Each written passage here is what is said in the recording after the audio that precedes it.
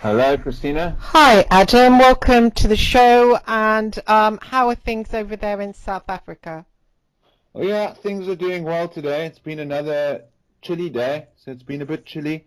I've had to Right. do a few things relating to family, but other than that, it's been quite a reasonable day, I'd say. Excellent. So we're going to talk about serial killers today and Satanism and serial killers. And so I will just go off and explain to the reader my experience with serial killers. So I've met two serial killers when I was very young, age 13. I read a book. I read a book on Ian Brady called Beyond Belief and became interested in Ian Brady because I felt that there was something spiritual had gone on, something that people weren't seeing, and I always I always had a strong sixth sense, and I noted that in the book, one of the police officers said to another, "Is there black magic involved in this?" And I remember as soon as I read that line, I went, "Yes." And I just knew for a long time.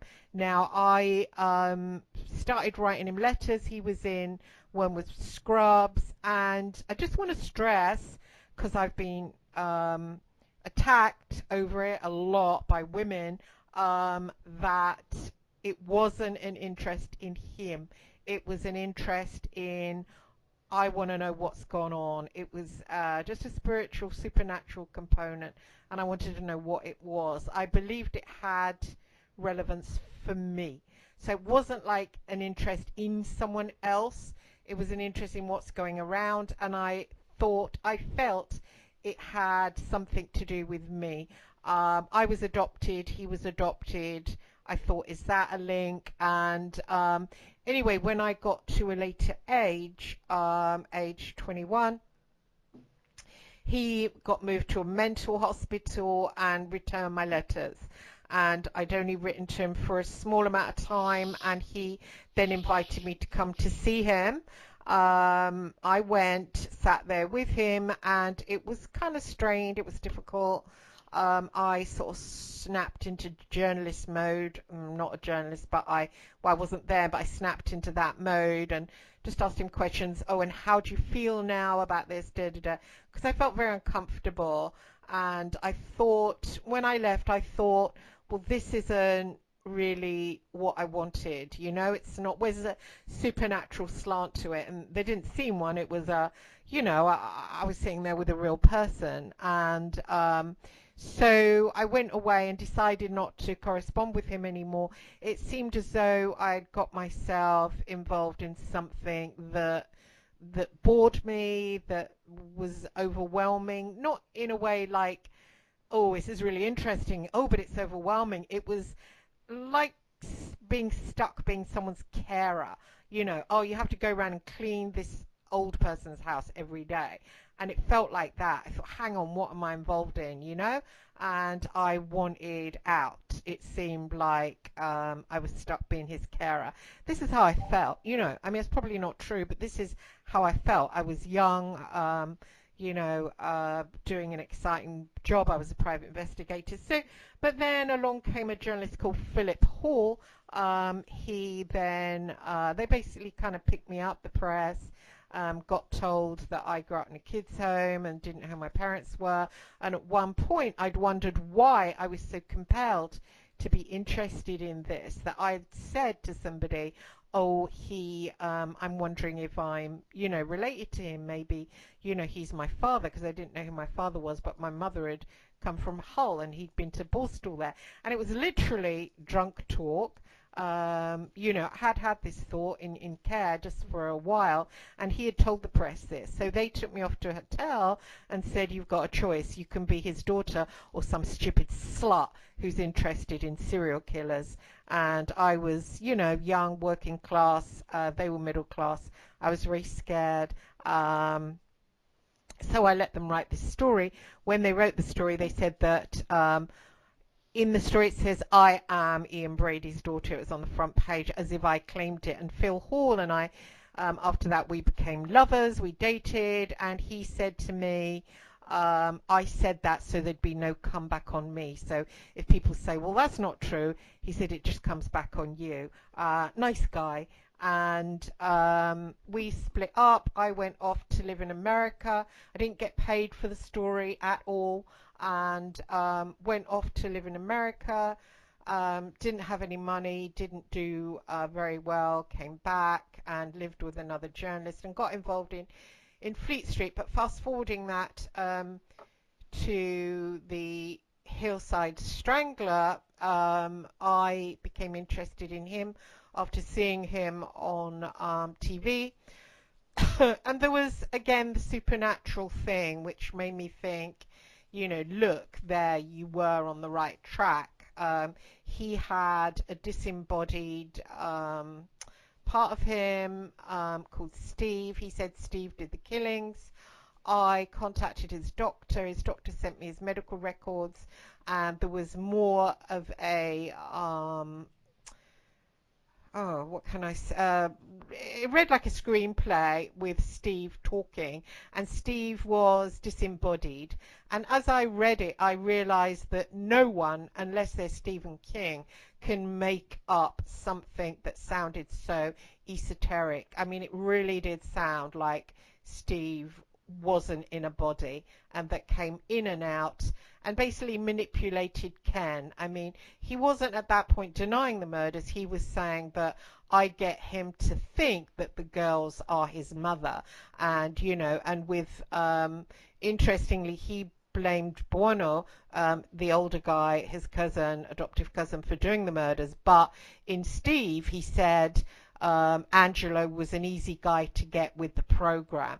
And also there was a tape done by somebody, Chris Berry D, who had interviewed the girl that fell in love with him, Veronica Compton, and he had smuggled out some of his semen to put into some of the girls, and he wanted her to kill a girl so they could say, oh look, the Strangler's still out there. And he said to her, when you come to the actual strangling the girl, don't worry if you can't kill her, I will come into your body and do it. Now, I got invited to see Bianchi fairly quickly again. I don't know why I got that knack of getting, they, you know, do seem to warm to me pretty quickly, because Chris Berry couldn't believe it. You know, he had literally had to blackmail the guy to get 5 minutes with him, you know, standing up, and I'd just been casually invited for a big old sit down with him for 2 days running. So I went along, and I remember the only thing that, you know, at one point it felt as if there was something that wasn't human. It made me feel as if that I wasn't top of the food chain, and that just lasted a few seconds, but it was pretty uncomfortable. And then he said some comments to me about he had written a story about a nun. A nun was stuck in the cell, but she came in and out of the cell and was able to enjoy a sex life because a cell couldn't hold her. She could come out of her body. He looked at me oddly as he said this. And then I got all his unpublished novels from his cousin Frank, and they were the kind of same esoteric kind of things. And then I had a weird, the first point of weirdness was feeling him around the house. And it just started with a feeling of being watched around the house, almost as if somebody had put a camera in, you know, and I've got sharp sixth sense anyway. But I would do something like go to the fridge and just kind of feel it, and I'd like stop for a minute and think, someone's watching me. And I knew it was like somebody, you know, psychically, but it really felt very strong, almost like there's a spirit in the house. And I thought, well, that's odd because that's just happening. And I tried to tune into it and it was him. It felt like him, but he wouldn't interact with me. He would just be watching. And that went on, and I kind of didn't really mention it. But then it came to the point where I wrote a book about him, and it wasn't the greatest book because I couldn't really get inside his knickers, so to speak. I couldn't I was saying, who is Steve? He was like, oh, there's no such thing. That was all made up, da da da. And so it felt like I was just bashing my head against a wall. I wasn't getting anything. And so I put the book out. He didn't speak to me about the book, but I started to feel, it started off by getting visions, and I would be sitting with friends. I was out one time with Paul. We were sitting having a coffee in a cafe, and I looked at him and saw him beheaded. And then another time I would look and see him like hanging on a cross. And that went on, and it was literally only happened for just seconds really, but it was alarming. I mean, it was terrifying. It was almost like someone was hijacking my mind and putting up these visions. I got pretty scared. It would happen sometimes when I was in my home. I'd be watching TV and suddenly I would just feel something, again, like hijacking feeling. And I knew it was him. I knew it was him because I could feel it. And then sometimes I would get like homosexual pornography, men, which, I don't like pornography. I don't look at it, but it would be like pictures coming up. And then there was a lot of, again, men being tortured. There was a lot of visions of, in a desert, men buried up to their necks and the sun beating down on them and them like burning away. There was a lot of that.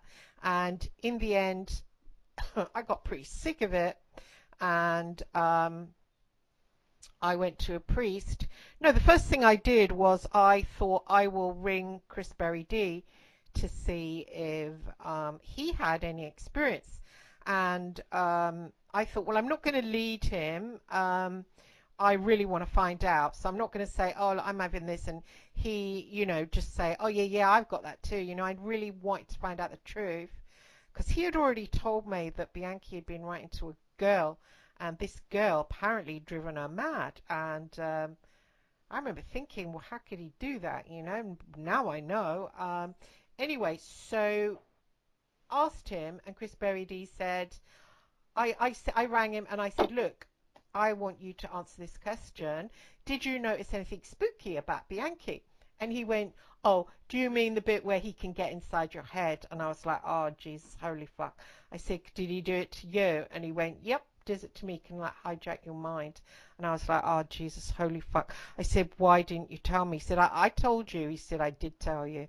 He said, I told you about that girl he fucked up. I said, you didn't tell me. He said, I did. I said, well, how was I supposed to believe that? Obviously, you're not going to believe it.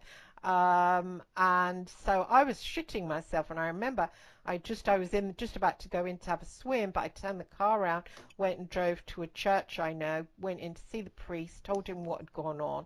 The priest gave me some verses to read. It was settling down a tiny bit with the verses, but not much. And then I saw online somebody was saying they had things like intrusive thoughts and like voices, and they had prayed. And so I thought, well, I'll pray stronger. And it was only when I started using the Jesus word and the Jesus thing, they just vanished. So they would start and I would go, actually, it was someone online that did this. Someone online said, use the blood of Christ, and use it by imagining Jesus' blood and then imagine it flowing over the person or the image. It's called pleading down the blood or something. Anyway, as soon as it started, like the homosexual penises everywhere and going in and out and whatever, I would go, Jesus Christ, I plead the blood of Christ, and then imagine it covering the image, and then bang, it went. And I was quite, yeah, and I was quite scared of Bianchi at this point. I told Chris Berry D what happened. I did a blog online about it. My friend Jana, who used to be a co-host, she said that she thought jinn was involved, so I got Sheikh Ben Halama on the show. We were talking about the jinn. He showed me a jinn portal, and that's a whole new freaking story. I got well involved with the jinn, but Bianchi, a girl, then came to me on Facebook and said, oh, you really upset Ken, he said this about you, that, you should speak to him again. And I said, well, I can't be bothered to write. And she goes, oh, no, he doesn't need to write now, he's got email, he's got JPay. So she told me how to set it up. This is only last year. I emailed him and thought, oh, well, he's just going to ignore me. Next thing, he sent a reply. Oh, hi, Chris, is this you? So we ended up speaking, and literally the JPay, it's a really good app for your phone. You can basically, I could be watching TV, send him an email, because emails are quite slow, aren't they? You email someone, it takes a while, they email Yeah, you back. usually it takes a while, yeah. Yeah, it can be like half a fucking hour. But with this JPay, it's like bang, bang, bang. You lit there. It's not email. It's like text. So I could be watching, like I was American Horror, and say, "Oh, to Lady Gaga, there's a load of blood in that," and he could come back and say, "Oh, I thought it was funny," and and it's quite. I started to think, hang on, is this right? Because he's killed 13 women, and I mean. I mean, is it right that I can have that experience of being able to text someone like that in such an intimate way where it's so immediate? Do you know what I mean? Is that fucking right given what he can do? Next thing he says to me, oh, we can have video calls. I thought, hang on, bitch. We're not going to have a video call after what I know you can do, looking deep into my fucking eyes on a video call. He then said, he told me he has people that can look on my Facebook that look, and he said, "Oh, that blog you put up about me being able to give you visions, you need to take that down. That's not true."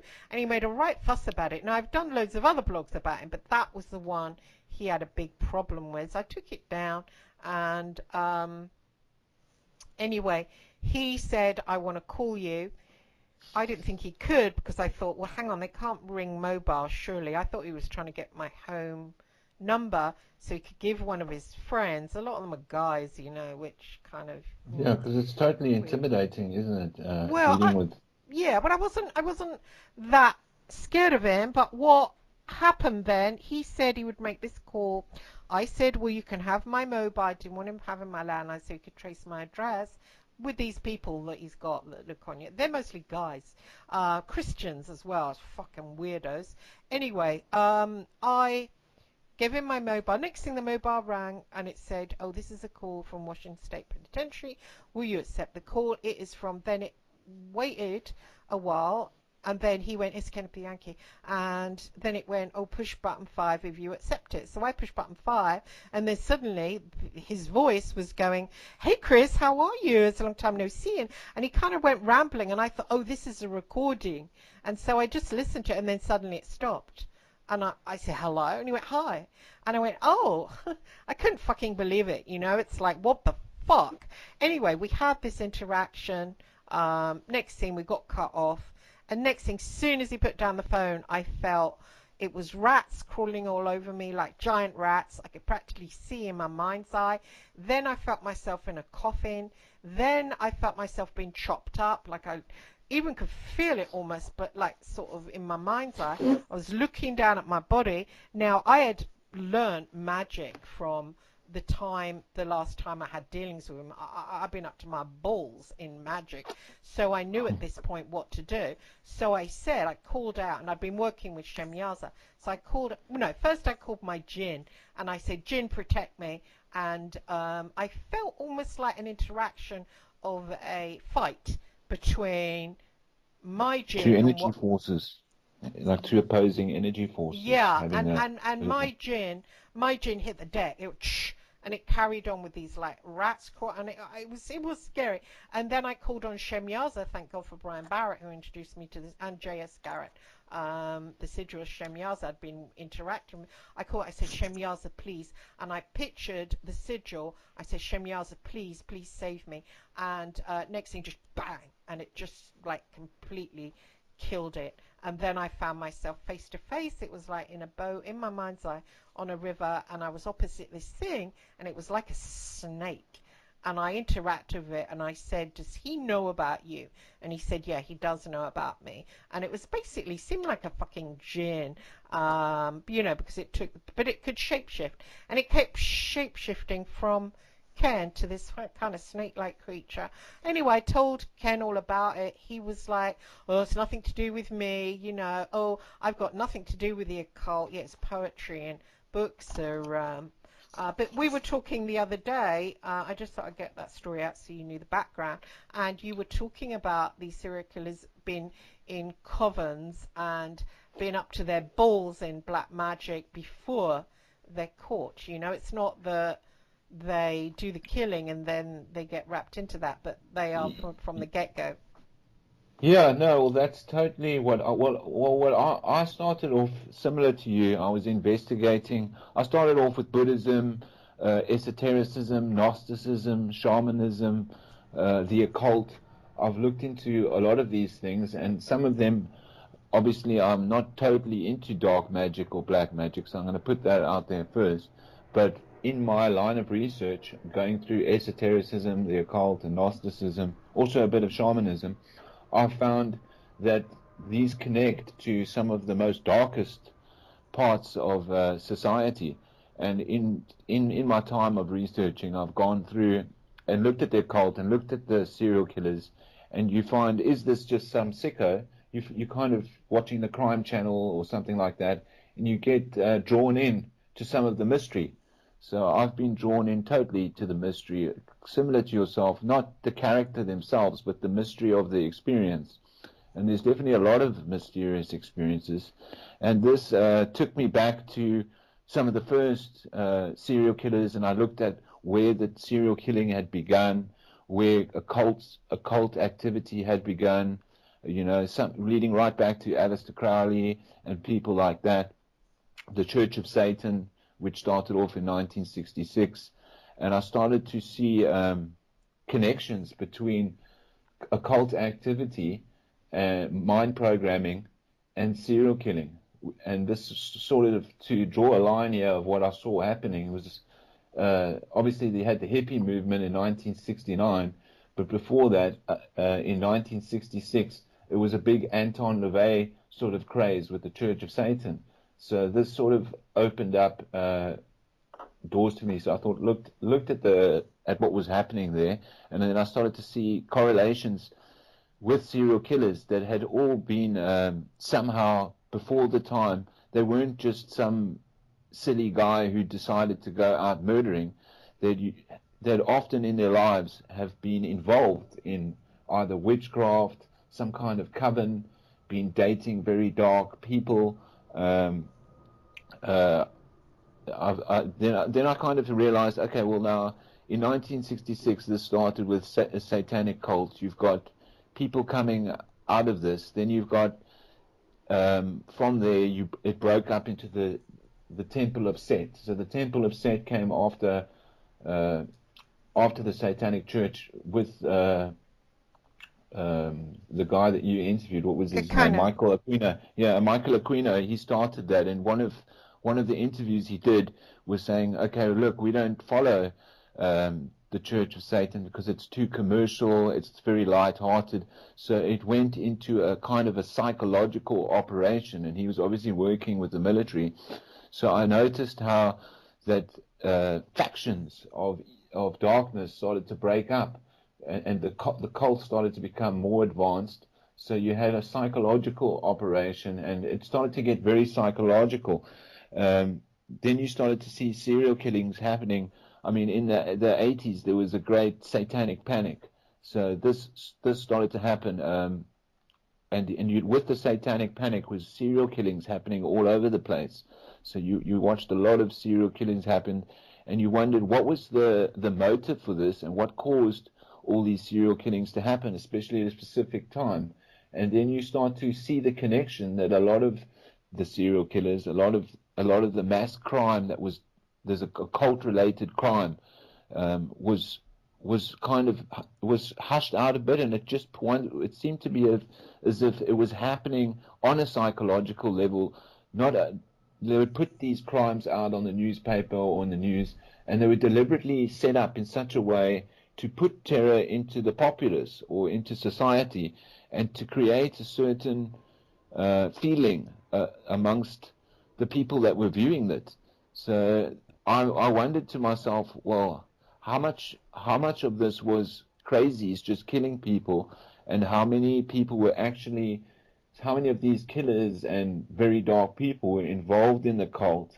how many of them were actually programmed or you had psychology used on them or dark occult magic used on them that would influence the killings.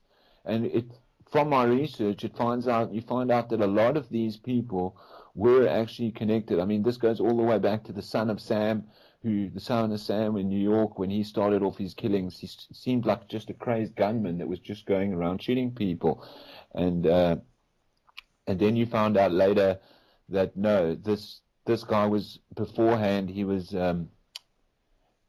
actually getting messages from dogs. He was part of a coven or a satanic occult group, and there was a lot of messages coming in through demonism, and the dark side of spirituality seemed to have a great effect.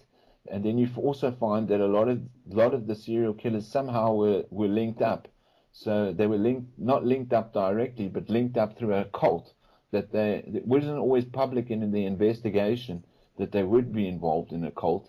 It would usually be like, oh, this guy was just a bit nuts and he went off the rocker, or he had some perversion and he went out on a killing spree.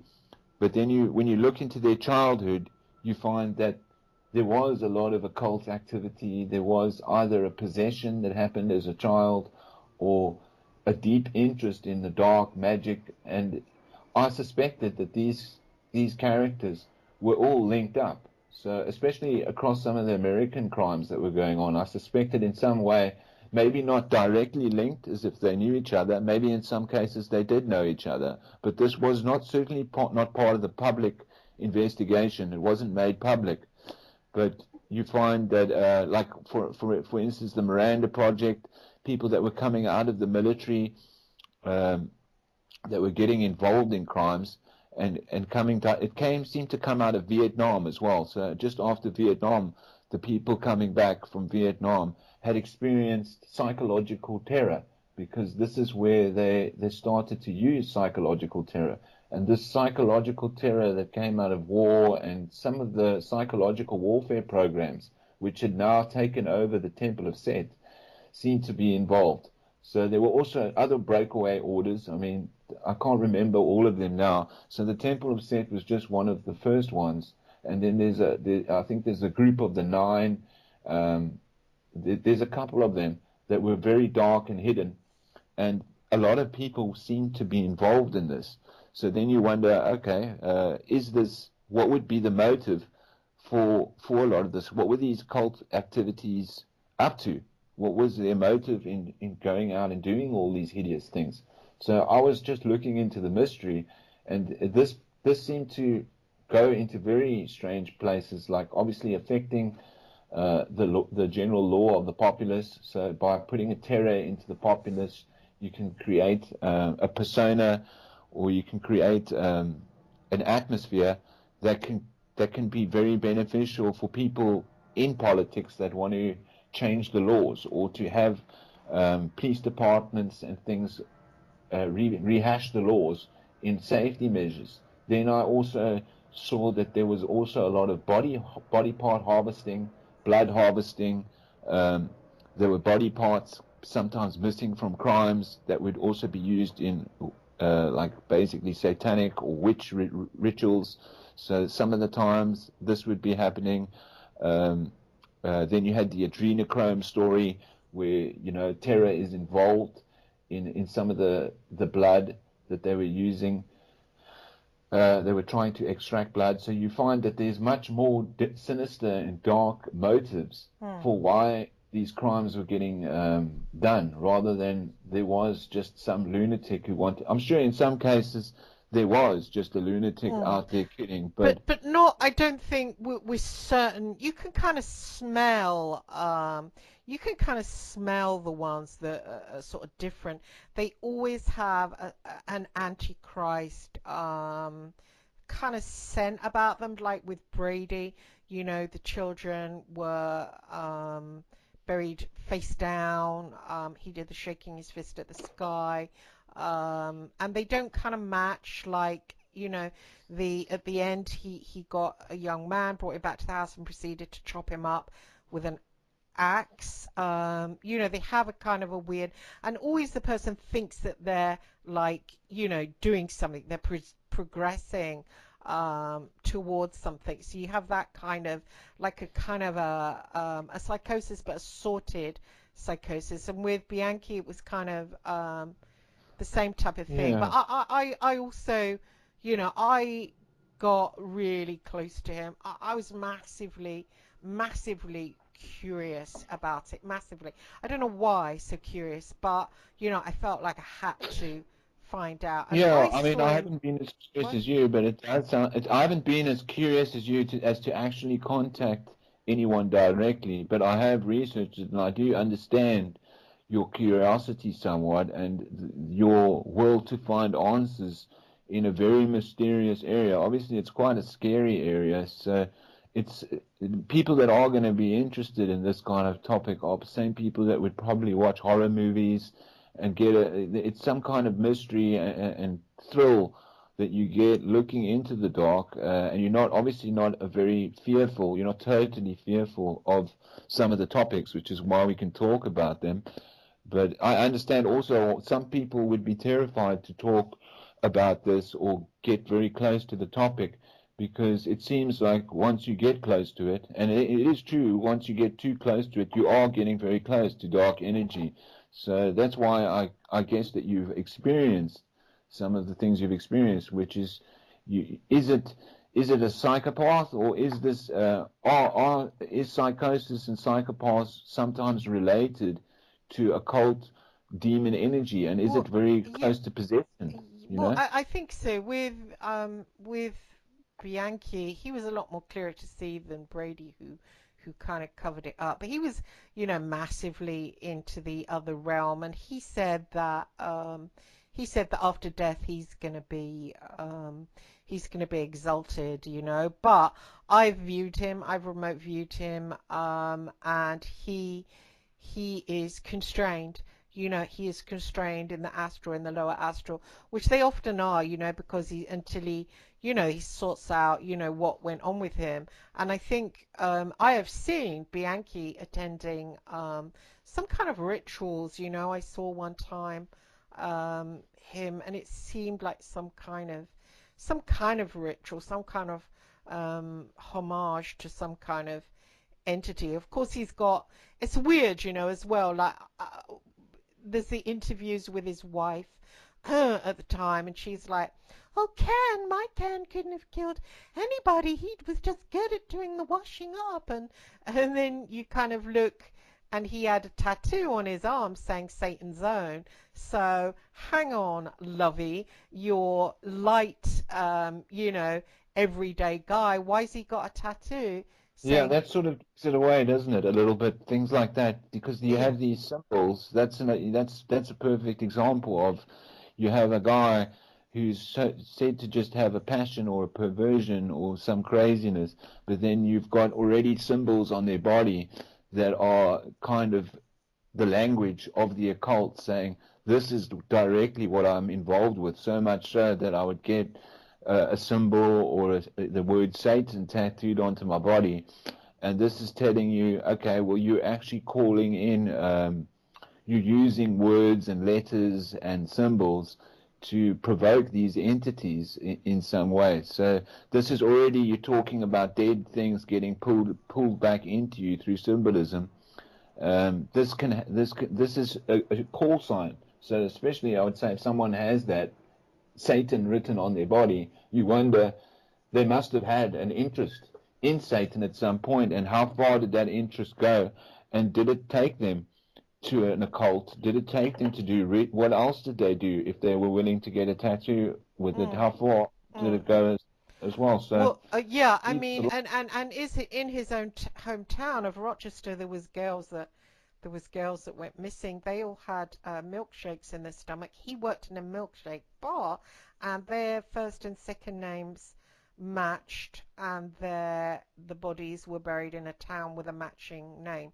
So it was like Christine Colon buried in Carmarthen or something like that, and Wanda Wukovich buried in Wellersburg. It's like they all matched, and that seems to me to that's occultic. I know Brian Barrett said that was Jamaica, but also he's very much alone, a very deep. He might have done that just as a game.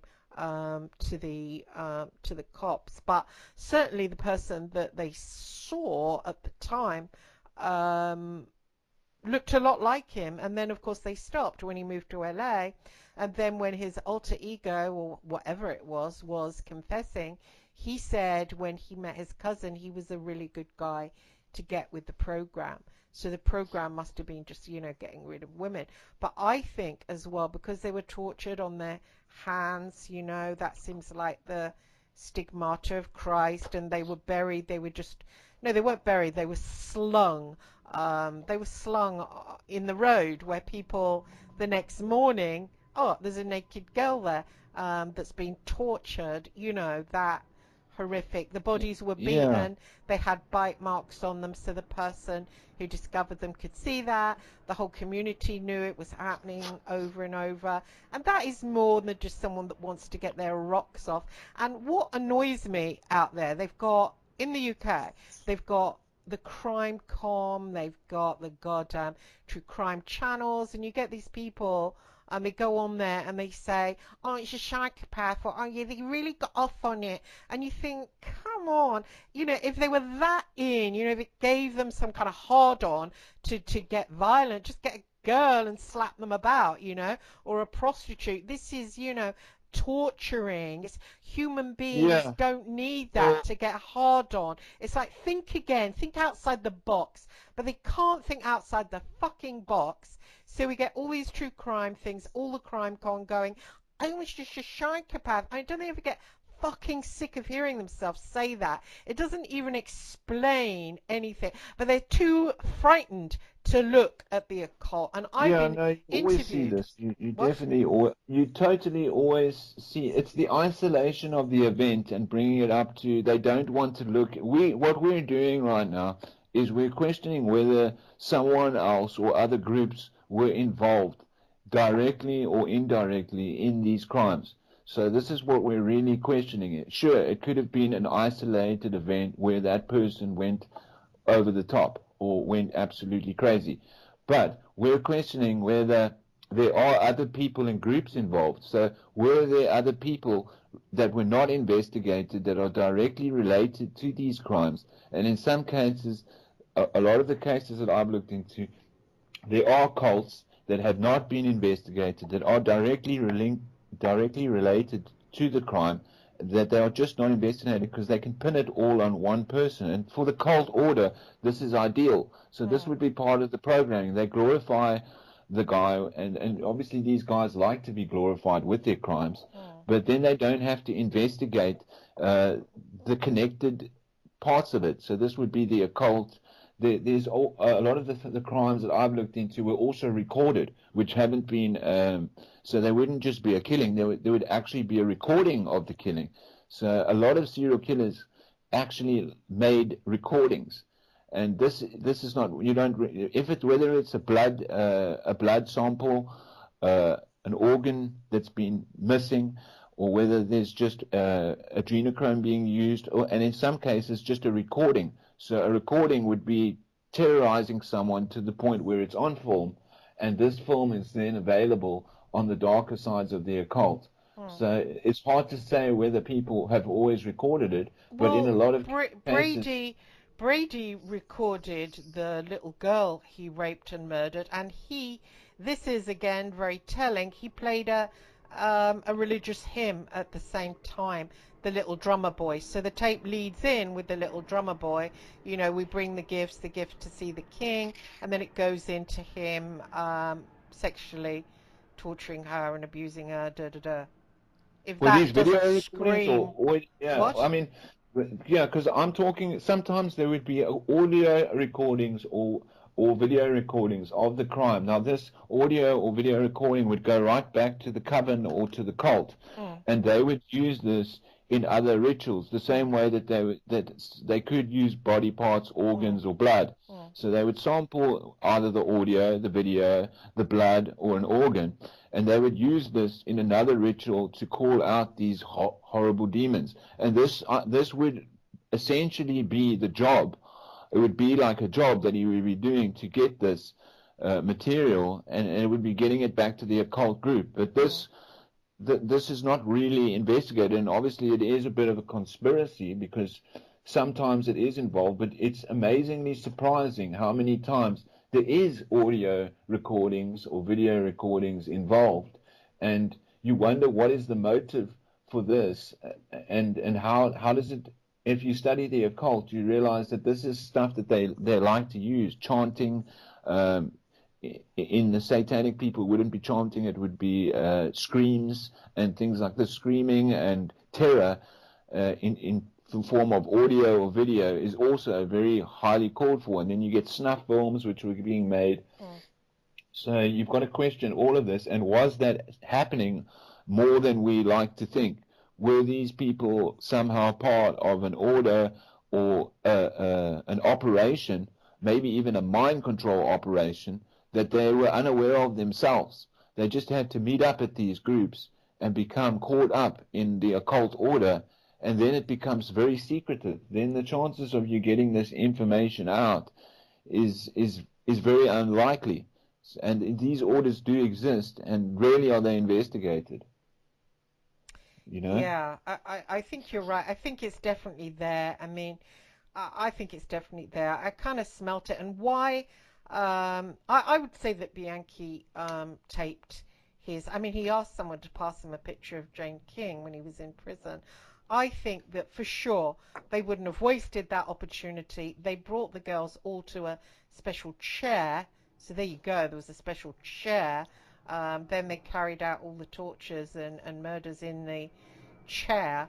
And so, and it They was can be done. like an altar, you know. They use these. Yeah. If it's a special chair, it's kind of like an altar or something that would have repeated scenarios where this happens.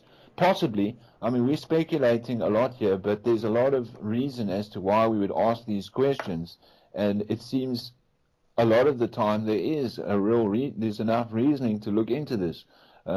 Occult killings are rarely investigated, and there are deep Well, occult orders yeah, in they, these. they, they haven't got the know-how. They don't give a shit. And do you know what? I think these things like Crime Con, what the fuck is that?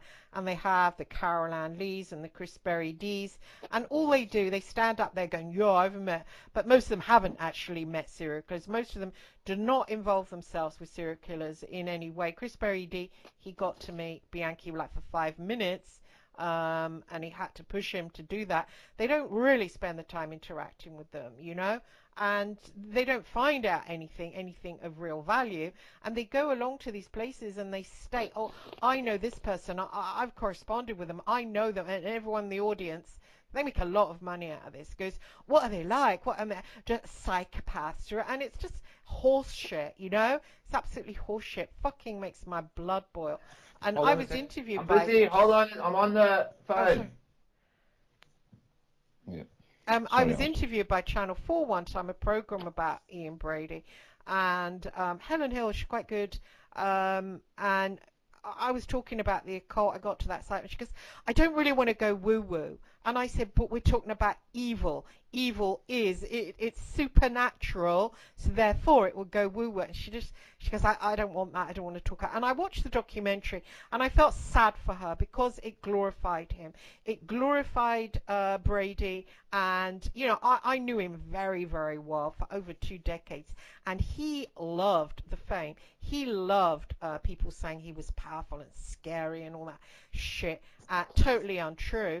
And in this documentary, it made out that bank robbers were scared of him, and like, oh, he struck terror into, and it was just fucking so just so untrue. And I thought, why do they do this? Because it perpetrates a fucking myth of Silence of the Lambs, and oh, was he like Anthony Hopkins? And it's, but when you fucking meet these guys, and I've met two, and you think people will be interested to talk to me about it, but it's, oh, you're going to start talking about the occult there. They're very weak. They're very weak. They're very effeminate. They have a sort of petulance, like a pouty kind of way about them that you'd expect them to start putting lip gloss on. And they're very feminine. They have that dark feminine, and they have that creepiness. You feel that almost like the entities are like dancing around me. You can feel it in your gut. And literally, when I was sitting there with Bianchi, it was just a feeling. He was looking at me, I was looking at him, and suddenly I felt almost like I felt a smell of Nazi. It was almost like I was at the Nuremberg trials and I started to feel strong feeling of Nazi. Then I started to think about gassing, which is what he did. Then I started to think about electric shocks.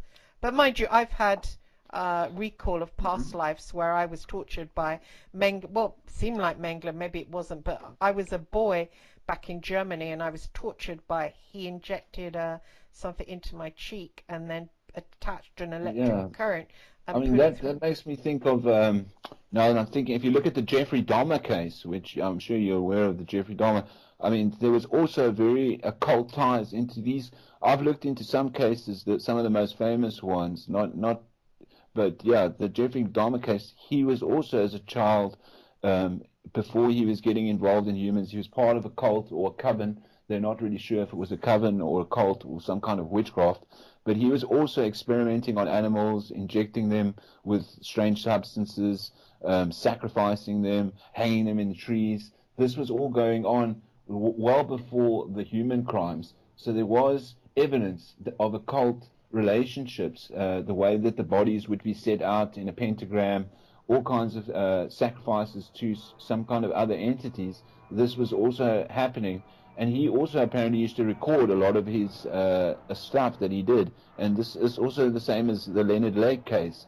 If you Mm. look at the Leonard Lake case, this was also a very weird case, but this is a guy that came out of Vietnam and part of the psychological terror warfare scenario, and he was also doing very occult activities, building dungeons, things like this. I think in the case of Jeremy Dahmer, he actually, one of the weirdest things they found in his room was a computer, and in his time there wasn't very many people connected. They didn't, I mean, didn't get the information whether that computer was connected to the internet or not, but there was apparently a computer in his room, which leads you to wonder who was he connected to, and were these parts, were they eating all the victims?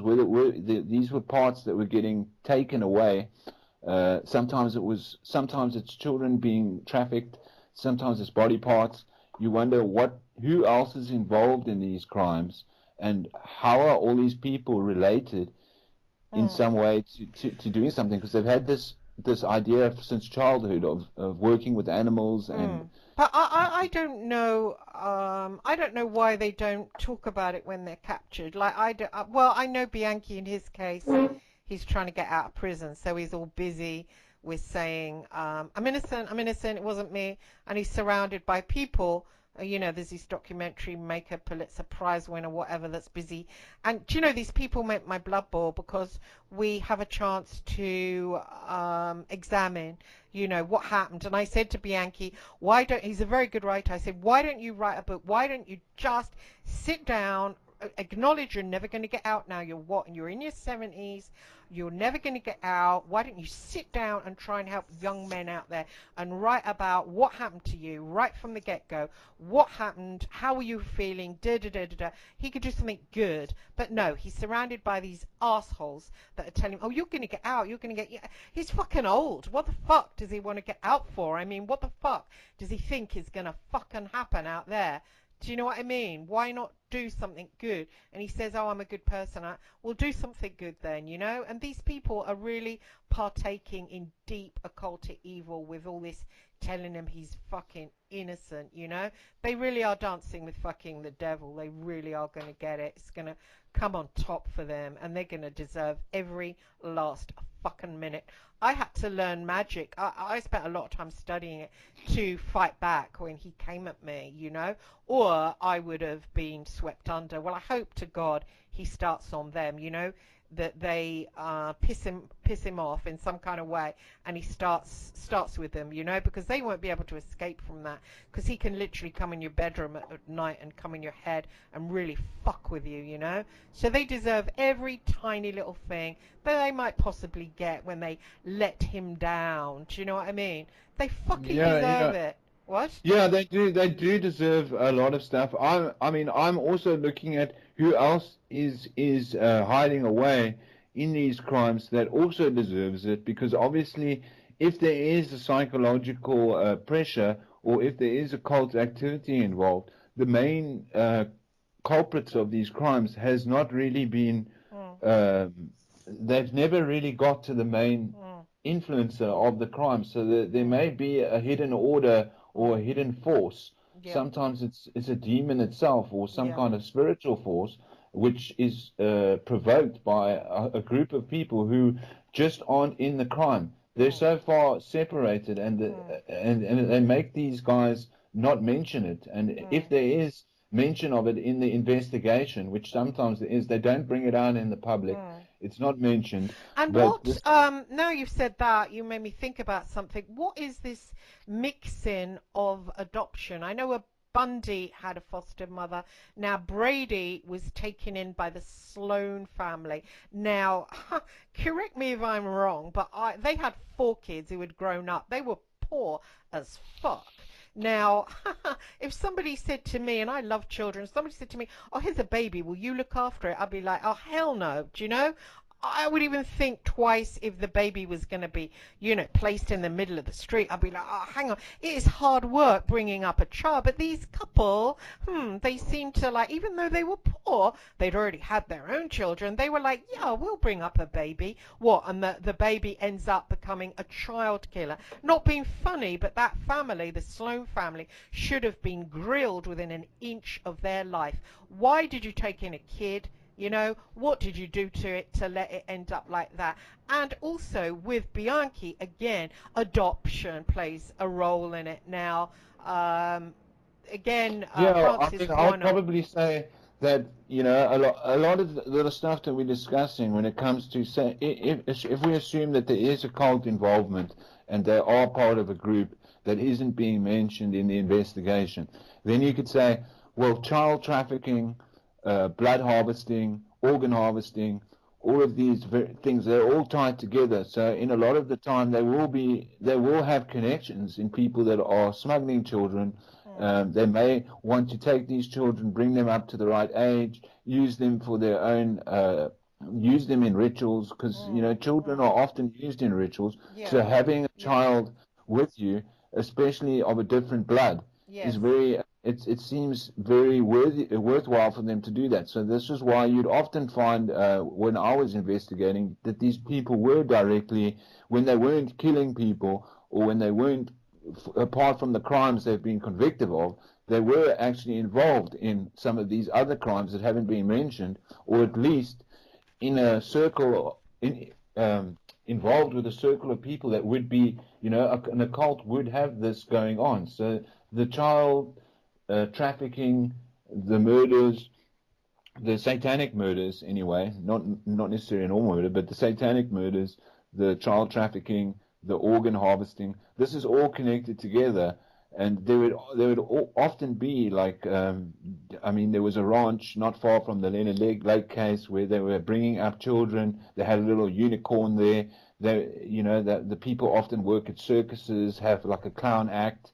They draw in these kind of people, and it has to do with obviously sex rituals, very very dark stuff that ends So, up so, the so, children so, are what, involved. so what were you saying? If they get a child that's not their own blood and the child gets to a certain age, what happens when the child gets to a certain Well, age?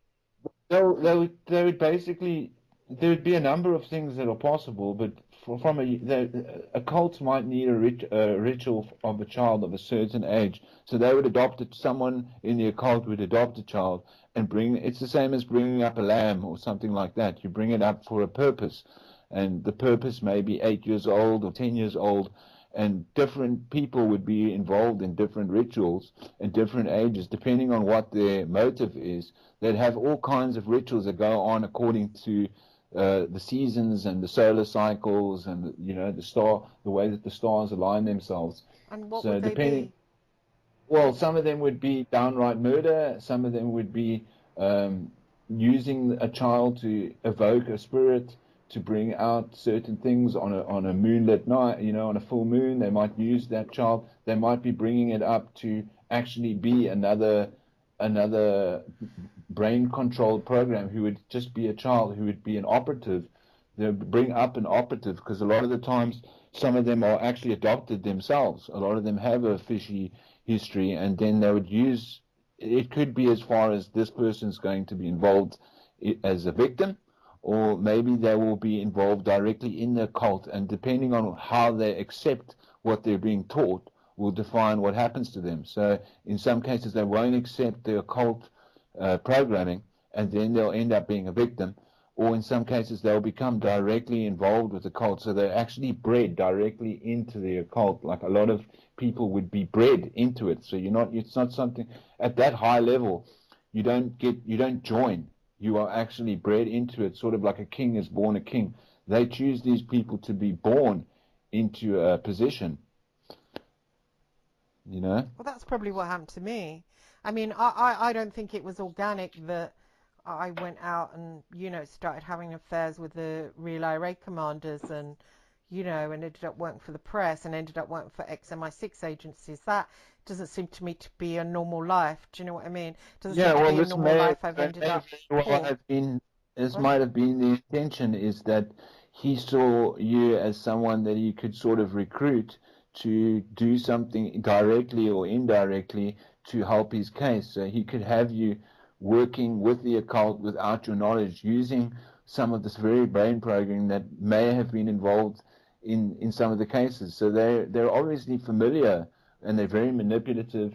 They may have had programming done on them, and they're certainly familiar with doing the programming, because you see them, they lull people in and lure them in by using the very tactics that you suspect may have been done on them, and which is what they've had experience with this kind of psychological programming, and then mm. mimic that programming onto other people.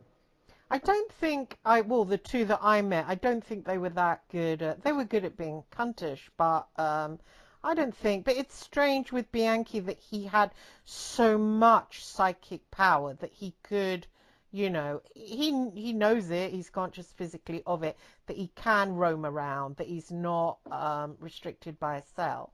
That they've given him tech is, it's almost amusing. Do you know what I mean? That here is somebody that tortured, and then, oh, hey, sweetheart, do you want a laptop in your cell? Do you want to talk to women everywhere on a video call? I mean, what the actual fuck are these people Yeah, no, well, they thinking? may be getting inside help. I mean, if you imagine for a second that there is other people and big groups involved, that if they successfully complete their mission, if they're given a mission and they successfully complete this mission, there are people that visit them and that are still helping them on the outside, not as a friend, but as part of the order secretly, and giving them all kinds of help. And these people could include people working in law enforcement themselves, so that you never know who is actually involved. But the the the occult digs very deep, and they do have people from all walks of life working with them. So you wonder to yourself, why are there some of these people? Sometimes these criminals are also arrested before they have committed a crime, and they're let out. So they're already suspected of committing a murder or doing something, and then they're purposely let out as so that they could probably complete their mission. So that's another thing you could speculate on, Hmm. just to wonder about, I, because there I are Yeah, plans. I've noticed, just something occurred to me when I was being attacked after the phone call from him, and I don't know why he called me. He wasn't happy with me, and suddenly I'm going to call you. So I think it was, to do that, to plug into me, to do that, to scare me. It didn't scare me, but I think it was done to scare me. Anyway, when I was being attacked, I know enough. I was attacked by Michael Aquino as well. He literally, I emailed him about the projects Monarch. I said, you know, did you go to my kids home? It was a Catholic Jesuit run kids home, the Crusades of Rescue. Did you go there? You know, I just wanted to know. Anyway, he said he'd never been to London. I interacted with him just once, no, twice on an email. Next thing, he appeared as a rabbit in front of me when I was trying to get some sleep. The rabbit shot off and I came out of my body and shot after him. He took me down into a underground kind of caves. He interacted with me, said, what do you want in life? I said, love. He took me down to this, walked me along this corridor, and showed me what I know now is a Merkaba. And he said, climb inside that Merkaba and you can go in anyone's consciousness throughout time. And I said right there and then, what about Jesus? And I found myself clattering back into my body. Now, for a week after that, he came and he'd pull me out of my body via my feet, take me to a room and not let me out. I know what it's, I mean, I've studied it now. It's called astral detention. And there's no bitch that would keep me in astral detention now. But I was very scared back then. And so by the time Bianchi last year, I'm like a complete astral warrior. I mean, I can go down into the underworld. I can go to the upper world. I can, you know, speak to entities. I know about blood magic and sigils. And I've got my jinn protecting me and all this shit. So anyway, when he started on me and I called Shemyaza in, I said then, I just kind of asked Shemyaza to show me, is it him attacking me or an entity? Anyway, when I said, show me a picture of who it is, held up a mirror, his mother appeared in it. And I thought, what the fuck? I thought that can't be true. She's trying to protect him or some shit. But now you've just said about that, you know, the Sloan family and these bastards, they get these kids. Now, why do they get these fucking kids? And I also think in the Bamba story as well, the Jeremy Bamba story, they get these kids, they don't fucking want them, and they fuck with them in some kind of way. And it's interesting you link that with child trafficking, which adoption is, and that yeah, that you're right, they adopt, they think, well, he's a kid, and they use him in fucking rituals. And maybe the mother, because of course it was the cousins, they were two cousins, and there were sisters. Those two sisters had two boys, one nature, the other adopted, and they went out killing together. So maybe they were a satanic family, you know, and they brought those boys up to do that. Oh, I think there's definitely a connection. I mean, in these dark orders, like I said, from what I've investigated, you can, it's sort of like what they would talk about in the Illuminati and things like that. There's certain levels that, in same as blood order of royalship, you can't join to be in the blood royal. So the blood royal would be, you'd actually have to be adopted into this blood royal and brought up to either be, like I said, if you're in a ritual, you're not that deep. They'll be adopting kids and taking children for rituals. But people that are actually totally accepted by the programming will be the elite part of the family. So you won't. A lot of these guys aren't at that level. They aren't at the elite level. But some of the people that are at the elite level would have been totally born unto this. So it would have Mm, been as normal as for them, their life is totally normal. This is the way they've grown up. This is the way that they were born. mm, This is the best way, I mean, for programming to happen. It happens at a very early age. They don't just pick some guy that's been out doing crimes. They mm, actually have someone from birth brought right up to the point of being a total mastermind criminal. And this is sometimes why they would have uh, other criminals training them, doing the programming. They would actually be programming the child. That would be their reasoning, or they would be taking it for reasoning. And I'm sure in some cases, if the programming of a child goes wrong, then that child ends up in a ritual or mm, doesn't get to elevate in the mm. group. I had a weird experience with my family. They took me out age 12 to Boston, where my adoptive aunt, she was a nun, and the Daughters of St. Paul, and there was some kind of special day for Catholics. There was something going on, something huge, and they all got to stay in a cottage. in the convent, but they took me up to the higher levels. I stayed on to try and become a nun. But I remember one night I was up there in this big bedroom, and why was I put all alone in this big dormitory? And they were all singing these weird songs, and I remember thinking, I don't really remember much about what went on that night, you know. Seems like I fell asleep, woke up early, nobody around. But it's like maybe I was taken there for some kind of sexual fucking ritual with the priests, you know? Yeah, well, you can wonder about it. I mean, it is possible. You don't know. It's some of the times you don't know when you're going through a ritual, but for sure, you can definitely say in some cases people are totally isolated, taken to a specific place, um, have an experience put onto them that is part of a program. It can be a direct experience. It can also be indirect, conscious or subconscious. And these events that, even a ritual sometimes is to traumatize someone, to Hmm. use that trauma in a Hmm. way that you can later on in life manipulate or pull the strings as if on a puppet. So Hmm. trauma can be doing this. Trauma can also open up the third eye, make you spiritually sensitive. So people that tend to have these traumas that don't always go right, they become very spiritually sensitive. This can sometimes lead them to go into the light or into the, I wouldn't say the light, into the good side of things, so they can actually turn good by accident. And these are the people that in a lot of cases start exposing.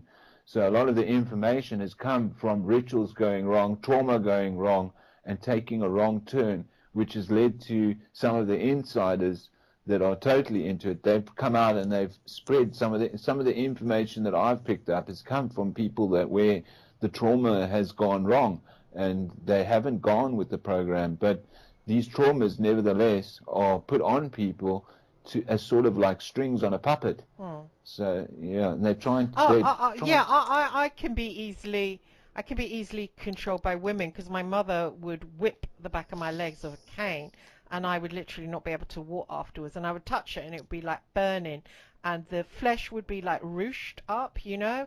And if I'm having an argument with a woman, I can feel the backs of my legs burning, literally. And I've kind of like been with the truth community and stuff, and Sarah Adams actually did healing on me around that, so it's got a lot better. And now, you know, when I'm arguing, having a disagreement with a woman, I can say, right, okay, this is it, you're being triggered, you know, and maybe get aspects of me, maybe the little child part, and talk to it and say it's okay, you're safe, it's just an argument, you're not gonna, you know, you're not gonna get beaten, and just kind of so you can heal that trauma. But trauma does really make people jump around, you know. I mean, it really does. It's horrible. Yeah, it's trauma and that kind of, I guess what you're talking about is trauma, like someone beating you, hitting you, trying to instill fear on you that if you don't listen, if you don't take the orders correctly, if you don't follow the programming, there is going to be a pain that Yeah, follows. yeah. And that's one of the ways. I mean, they used to do this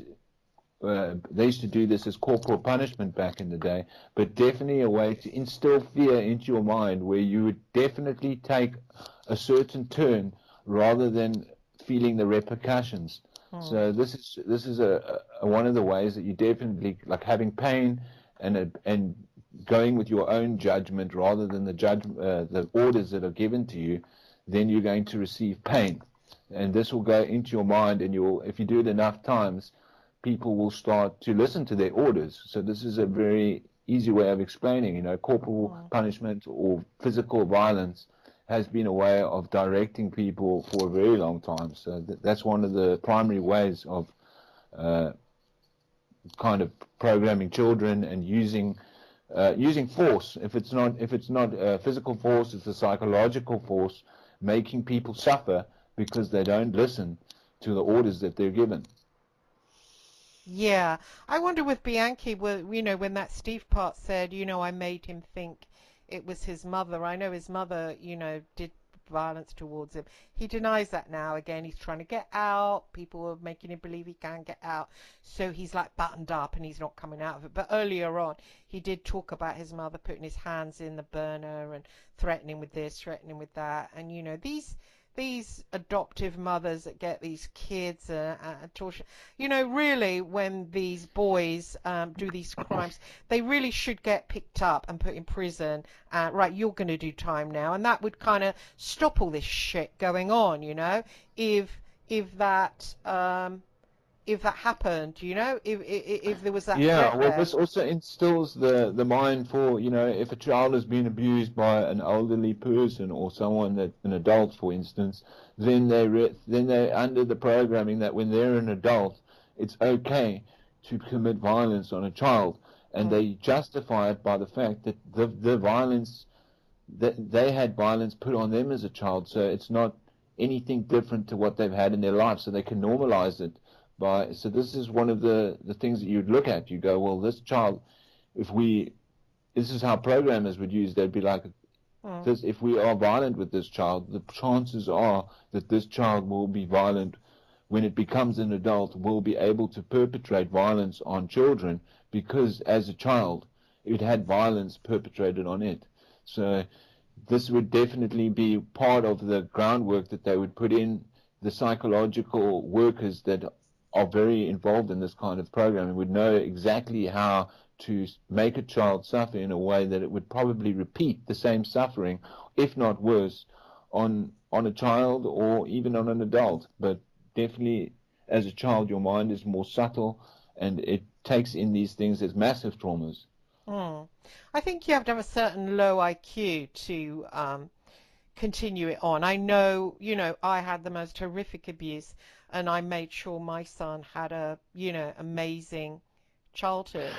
Probably So, a EQ, because I was going to say these people are very intelligent. They're not stupid at all. They're totally, sometimes they're too intelligent, but they don't have an emotional intelligence. So they don't actually care about the emotions involved, and a lot of the times the emotions are totally switched off. So their EQ is very, very low, and sometimes their IQ is extremely high, and they're very good at doing what they do. And this is the problem: is that you can't. They're so good at doing what they're doing that these orders are masters at hiding themselves. They're always cloaked. They're sometimes hiding in the most, very dark people hiding in the light. They're capable yes. of hiding in the light and using positive energy to cloak themselves. So they're Yes, very yes. intelligent at doing this. I But noticed that when I went to see Bianchi, he was completely cloaked. You know, I mean, I can do psychometry. He literally, you know, I made an excuse to touch him. I said, oh, I can't, my bracelet was taken off. I said, oh, you need to put that on for me. I can't put it on myself. Of course, I could. And so he was touching my wrist, which is a really sensitive open area. So I thought, all right, I'm going to really read him. Couldn't read anything. Looked deep into his eyes for like 4 hours, 2 days running, couldn't pick up a thing. He went to get a chessboard so we could play chess, left his glasses that he'd been wearing. I picked them up. I literally closed my eyes, tried to get a reading. Absolutely nothing. He was just shut completely down. Couldn't get yeah, in. no, this is what's totally. They're masters of using. This is why I don't use the word light too often, but they can use light or positive energy to give you a false sense of security. So these masterminds are totally good at doing that. They don't always come across as they're not going to come. Some of the darkest people are not going to come at you raging like a bull. They will be cloaked. They will be cloaked in light, and they will give you a feeling of comfort, and that's part of their act. And Yeah. they're specifically good at acting and putting on a light cloak or a light blanket. But I did, apart from that minute when I just got that scent of like Nuremberg trials and Nazism, and I just like the Yeah, smell of gas almost, and then it was there and it was on me, and it was like it was something coming at me that was like a million razor blades coming at me all at once, and it felt as if it was gonna eat me. And I had yeah, that does sound scary. yeah, I was. I had the experience. I either thought I was gonna piss myself or I was gonna pass out, and it was just for a fraction. Again, this all just fraction of a second things. It was just a fraction of a second, and it reminded me of a time when I went to a zoo and I showed them my press pass and said, "Can I get in and like meet a lion?" And the guy was like, "Yeah, yeah, yeah, okay." You know, it was his zoo, and went in, and there was only the barbed wire fence between me and the lion, and the lion went crazy at me because the guy was feeding it, and maybe it thought I was going to grab his meat, but this lion went fucking ape shit at me, and I pinned myself back against the wall, and it was a really horrible feeling. I just felt its power, you know, and the power that it could fucking destroy me. And it was Bianchi had that same thing, and it wasn't human. It wasn't a human man. It was something. It wasn't human at all. And I felt that I wasn't the top of the food chain of it. And I thought, I'm gonna piss myself.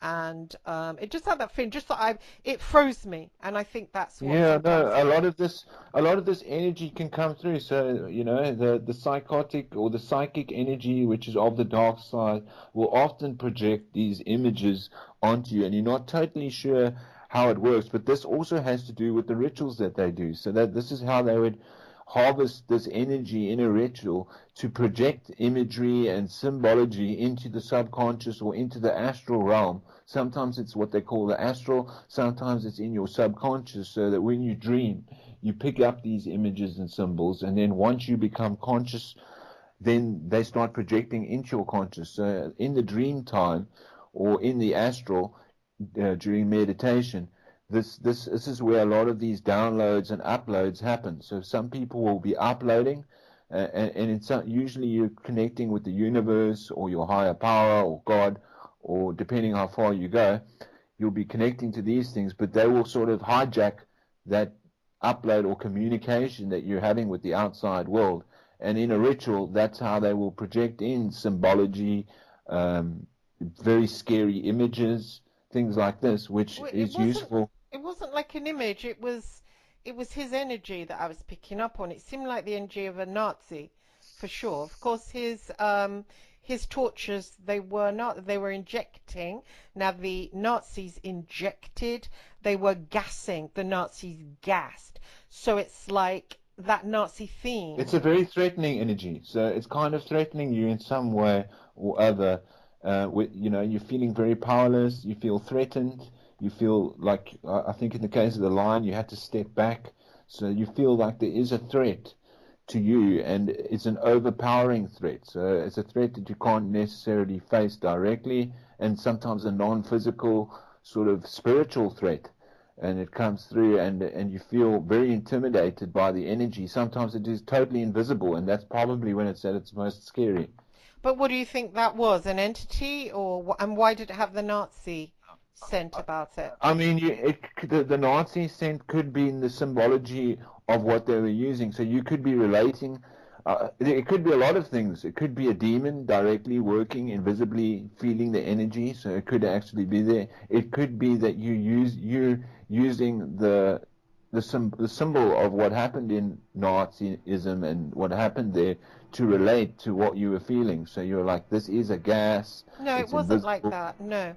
No, I wasn't thinking about his crimes. I suddenly got almost as if I was standing at the Nuremberg trials and how I would feel if I was with Nazis. That is what started to Yeah, seep over me. it sounds to me that you were probably, because you know the story of Germany and the war, and the story is related to that, that you were using that as a reference from your memory Mm, to kind really? of understand. Possibly, this is how No, it I don't sounds. think so. It happened So, or really did you quickly. feel that you were actually pulled back into the time of the Nazi timeline? Yes, yes, yes, yes, Yeah. yes, yes. That's more. Yeah, I mean Yes. that is also that's a little bit of a deeper thought. So yeah, there is a possibility that someone broadcasted wanted to put you in a situation that was terrifying, and they somehow crossed the timeline astral memory, and you are now receiving directly the same energy. You know, some of these cults may have been at work. They've been at work for a long time. So some cults would don't know were involved in definitely in Germany. So you would say, are you somehow crossing the very energy where they set up camp all those years ago, and now that's being projected directly at you? Has that energy been kept alive in secret? Has it been cloaked and hidden? And can they use the very energy from World War II today by somehow harvesting that energy or pushing you back into a timeline that they know will terrify you? Yeah, it sounds like that because I've got the recall of being tortured in World War II. Yeah, well, yeah, this is exactly what the this is how mysterious it is. It's very mysterious. So, so, so, There's so many ways they could use. There's so many fear tactics and psychological methods so, of. who was doing that when I was sitting with him? Who was taking me back there into that timeline? You're I right, mean, actually, it was that. It fucking was that. That's weird. Oh fuck. I thought it was some kind of. It was exactly that. It wasn't something. It was. Yeah. They pulled me back in that timeline to that where I was tortured. That's why I had the feeling of wanting to piss myself and run. That's fucking clever. Wow. Yeah, yeah, no, well that's the kind of rituals also, I mean, occult rituals also store information. So they've been doing these rituals for thousands of years. So they would be able to store the energy of a specific time in an altar, and that energy could be used to be broadcast directly into the present, or in some cases it can attach to you and pull you back to those times. So there were already times this can happen with an altar and things like that, where energy has been stored in an altar. It makes you wonder whether it was an individual that was doing this to you, or if it was a cult, if it was a whole group, where a whole group of people will sit down together in a coven, or a group of witchcraft practices where they come together in a union and then they project this. This is when it's at its most powerful, when you're actually dealing with a group of people that are using it. And if it's very powerful, that's the case a lot of the time. So you can get a single individual using this method, or you can get a group of people, and when it's grouped together, it becomes more powerful. So it makes you wonder. So I can't tell you exactly who was do doing you it. think that it was he didn't seem because the next minute he said to me, Chris, are you okay? And he seemed to have changed. He seemed to have flipped into another altar where his little baby blue eyes were, I'm using that because it was so different. Suddenly he seemed just like a normal character and I went from my frozen, I literally thought I was going to have to ask one of the guards, please take me out of here and not even be able to move even. And then I looked at him and he went, you Like a deer okay? in the headlights. Yeah, What? no, I know. You feel like a deer in the Yeah. headlights. You But then totally. he said to me, are you okay? And I looked and I snapped out of it like straight away. That was weird. Yeah, no, that is weird. It is. I can definitely relate to the feeling you had because I've also been terrified to that's gone to the point of absolute terror, and sometimes that's exactly the point that breaks you. So that's where you can have a psychological break, or that's also how they penetrate deeper into your subconscious. So it feels like a cracking of an egg, like a crack within a second, part of you cracks, and it's a dangerous time to be at. It's also why you've got to be well grounded in your belief system and just well grounded in general. But it is Do you think that I was invited there to try to break me then? possible. I'm sure that it sounds like it could easily be what they were trying to crack your shell, crack your spiritual shell, possibly to put something in there or to just petrify you. But definitely when they are doing that, they usually are wanting to insert a thought or something in it. And it sounds to me that you had a lot of terrifying thoughts that were projected into you or uploaded into you. So these are kind of psychic uploads, you'd call them, and the way that they have to do the psychic upload is by cracking your spiritual shell or by penetrating your soul. So depending on where you, but basically by touching your soul, and to do that you'd have to crack the spiritual energy that surrounds you. And who would do that? I mean, what I just found myself being interested in him and then lured there just to fuck with me.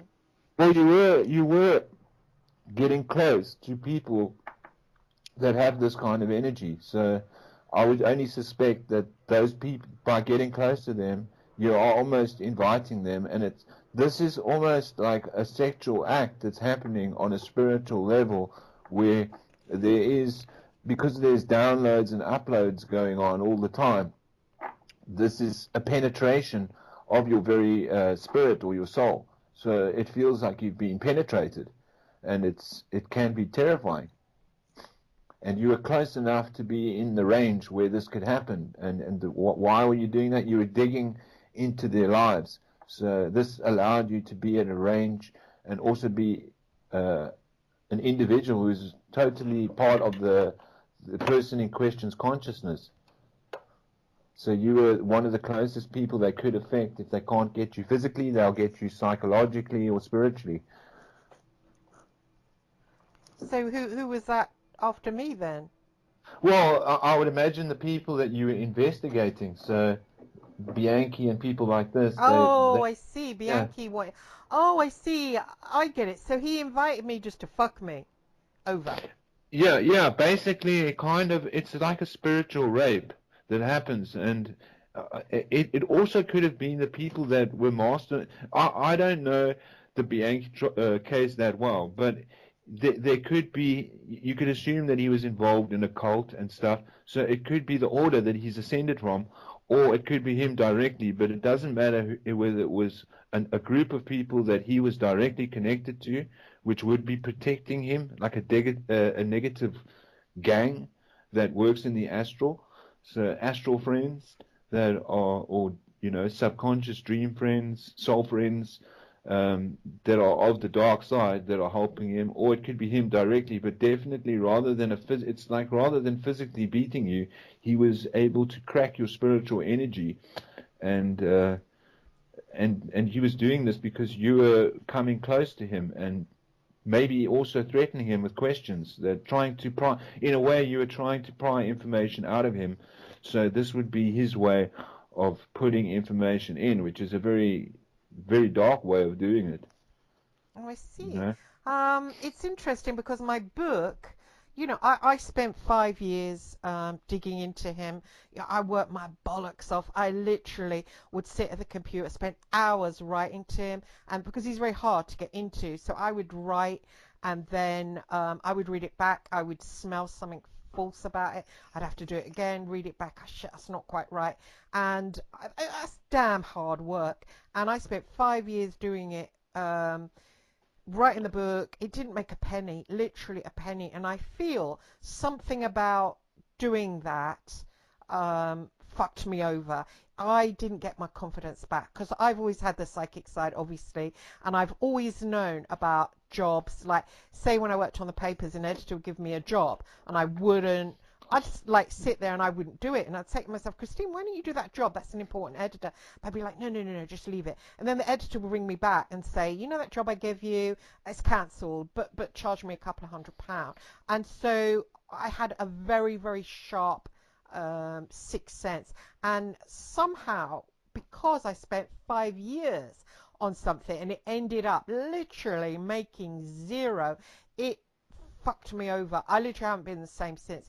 It's like almost giving me a breakdown. Do you know what I mean? Because I question Yeah, myself. no, well, I can totally understand. I mean, the kind of topic that we're talking about would only attract a lot of people are going to be scared to read into what you're looking into. So I can understand that you've got to attract people if you're going to work with the dark side and try and investigate it.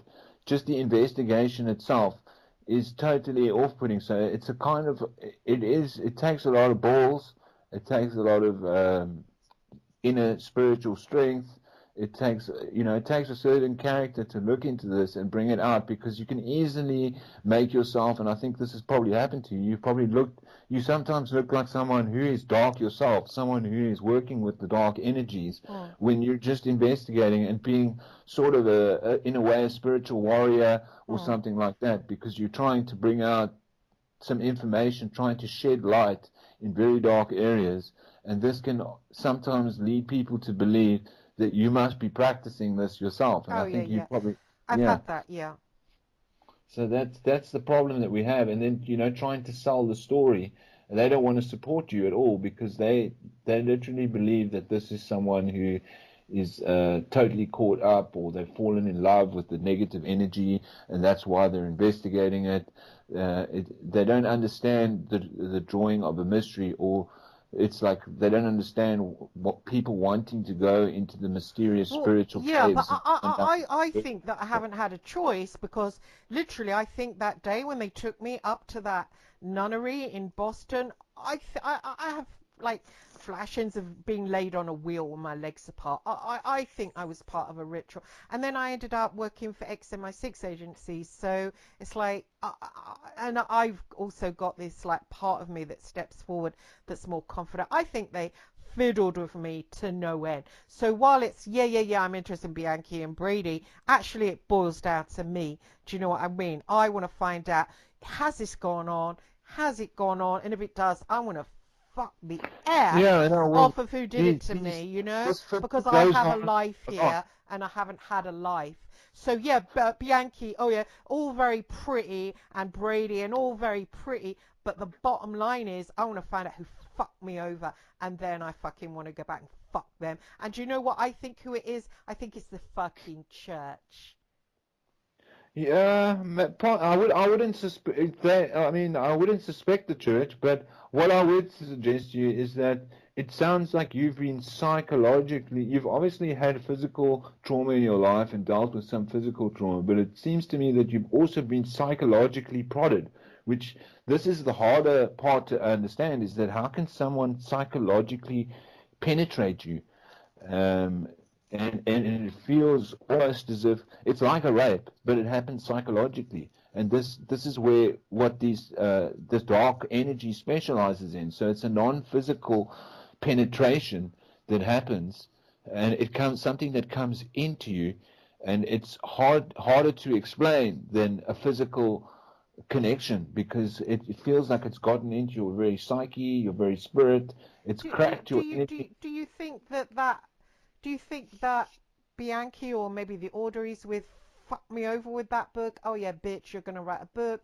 It's gonna be great. You're gonna expose this, whatever it fucking Yeah, is. I really think that when you start digging into these areas and you start investigating the things that you're investigating, start asking questions, especially when it relates to the outside, and when we're talking about the outside, we're not just talking about the occult, we're talking about um, anything that's not directly related to the physical. So we're talking about the spiritual effects of things and when you start doing this, all the energies involved that in hiding and keeping things cloaked are going to be trying now to, you might be dealing with spirits, you might be dealing with psychics, and a number of psychics, people who specialize in keeping things hidden are now seeing you on their radar. So you've become a big blimp on their radar because now you're trying to push into areas that they have specifically hidden. And when you start lifting lids and start shining lights into areas that are purposely hidden, you become someone who could easily be a victim. So even getting close to these topics, asking the questions that we're asking, going into this area is it's a very spiritually dangerous area, and you wonder, okay, you actually have to tread carefully, and you don't know exactly always who's attacking you. You do know that there are people who specialize in keeping things secret and keeping things hidden, and you're digging in those areas. So it's almost like being out in the graveyard at night. You're digging away, looking for things, and it is mysterious, but at the same time, it is quite dangerous. I mean, you're getting close to very dangerous people. So you are exposed to this kind of energy. That's why you have to be kind of well protected. Otherwise, you are dealing with multiple forces. Oh, I see. I think that's why I think getting magicked up, I think getting some entities, I think studying magic, I'm still doing it as well. I think you really have to get your hands in the dirt, I think you really. Yeah, no, you need a little bit of that. I mean, magic is a lot. I mean, I think this goes a little deeper than magic, to be I honest. think I mean calling on entities. For But you instance, do when need Bianchi had protection. attacked me with that rats, that was horrible. I mean, what would have happened if, say, I hadn't have known anything about anything? So I would have just had rats biting and crawling every day. What, I wake up every morning and I have that. I mean, with Aquino, he pulled me out of my body, took me into a room, started showing me horror things, things from my childhood. I remember being caught in the bedroom and just having a flashback to my father sexually abusing me, and I was banging on the window of my childhood home, going, "Let me out," and realizing I was stuck in this square. And Aquino did that to me me for a whole week. So literally, I was going to sleep, not able to sleep. Soon as Yeah, I you've was, been sort of psychologically, what I was going to say is like sort of psychologically scarred.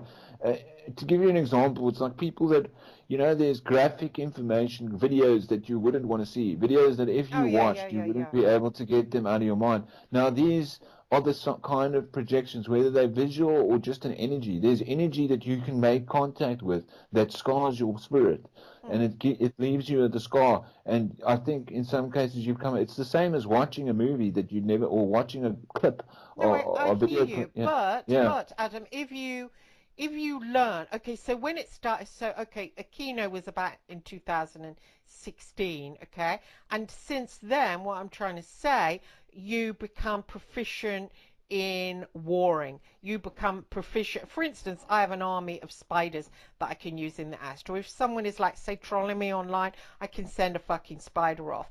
And I have yeah. entities that I call on. And if someone's attacking me, like, I get that all the time. If someone's attacking me, I can, I've got certain ways, I won't talk about them. I can bring up who's doing it and then I will fight them. Yeah, And you you've got fight in a a, psychological protection you've yeah. made it. Well, I've also got these like this. It's the same as like some of I don't know if you work the works of H.P. Lovecraft, where he's got like a giant octopus kind of figure, Cthulhu, that he used to call upon, and that sometimes would be evil and sometimes would be good, and he would use it for protection. And there are different things: spiders, whales, depending on which is your, Indians would say your power animal. You call your power animal to Yeah, so help you you. Or, don't have to be victim to Aquino, to Bianchi, to these people that use that. I mean, once you know it, you can get rid of them. And be those rats, they were yeah, really but you had hard. to see for you to get this power and for you to work this magic, you've had to get some kind of scarring. It's hardened you a little bit, Oh, I see and what you mean. Yeah, you're yeah, right. yeah, it hardens you a bit because when you've got these defenses and all these characters that you need, you already know that you must have been in a battle that you now need help. Hmm, So at the same time you get wisdom and knowledge hmm, and a hmm, lot of understanding from the experience itself. hmm, But you have taken at some point a shot which has hmm, scared you a little bit, and this is why we need these protections. You need to have a visual image or a power animal hmm, or something that can protect you because you're well aware that when these energies come, you need to draw on something. You do. You can't not have help. I remember when the Aquino thing went on, I literally had a continuous night and day. So I would be like conscious because he's pulling out my body. I stayed conscious during my normal sleep time, and then when the day came, I'd not had any sleep, but yeah, I had sleep. My body had slept. It was fucking freaky, and I thought, how long is this going to go on? It happened for 4 days, and I thought, this is it now. I will never get any rest from life. And I remember asking this woman, Lorien Fenton, who knew about this creature, Akina, and she said to me, oh, it's linked with the Greys. And it was interesting because at one point when he did it, I felt myself in a ship with Greys looking over me, and he was there as well. So it's linked somehow. I think the military use those fucking Greys, and they call it Hmm. abduction, but Yeah, really they're checking people out. And she said to me, yeah, oh, some people get pulled out of their body every single night, and she said they slowly go crazy, and she said it's called the slots, and they get taken to the slots and they relive parts of their life. I shit yeah. myself. No, I I shit totally myself, agree with a honestly. lot of that. I mean, it's strange how another thing. It's like the Greys and a lot of alien stories. It always connects back to the military. Oh yeah. Uh, yeah, I kind of think that there are projects that go on, and this is why you would say the occult is connected to the military. This is connected to abduction. It's connected to child trafficking. It's connected to organ harvesting, blood use. They also got hybrid biological programs where Mm, you'd be mm, and make super soldiers and things like this. This is all related to mm, aliens, but it's just not really alien in the sense that we would. Well, the way I understand is these are aliens that are handmade, that are mm, man-made, mm, man-made aliens that are going on, and even the occult darkness that we're talking about is totally alien to some of the things that we're discussing here are totally alien. The ideas that are coming out of here, and you can imagine the kind of children that they could produce in very dark places, and whether they would actually come out grey, or how would someone come out grey, and why do they have problems with finding different body parts for these creatures. And mm, they're totally obsessed with, cattle mutilation and mm, getting sex organs, finding eggs from women, finding semen from men. There's a total, there's some sort of body part or essence that is always they're always seeking, and it's weird that it mm. gets much deeper in when you start talking about grays and stuff. But if we're just looking at it from an occult order that happened, I mean, this is happening on the surface in the occult, and then in much deeper places it gets much more exaggerated. So then you start wondering, Well, you can. we're probably just like chickens trying to work out what's going on in the wider world.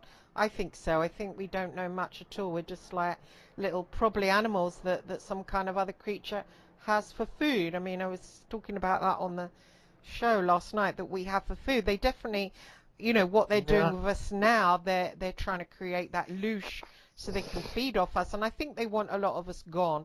I think there's too many of us, so we're getting all this like, Or oh, yeah, either I mean, like you're imagining, like we're on some kind of Earth farm.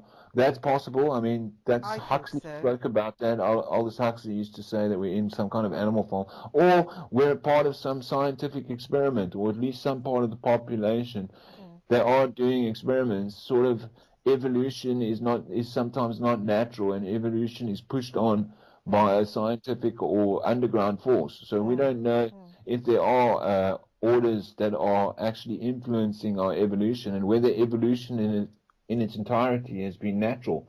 So we mm, just assume that we've naturally evolved, but there may be something pushing our mm, evolution. We're getting evolved right now with technology, and this has mm, changed the way that we evolve. And we don't know whether this is part of the plan. As it seems, it is. There's a mm, deeper plan behind it, and I'm sure they're well aware of the objectives and goals that are behind the plan. So mm, I would imagine that a lot of evolution, especially in the last 200, 300 years, has been calculated.